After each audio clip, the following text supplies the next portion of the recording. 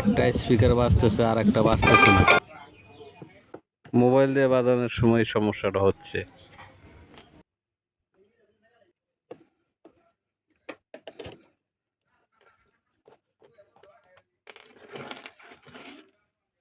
স্পিকারটাও ভালো আছে এবং কি আইসিও ভালো আছে।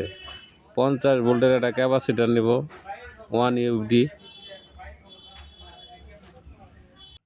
যেখানে অডিও ইন হয় সেখানে 2 পিন 2 জায়গায় লাগিয়ে দেবো।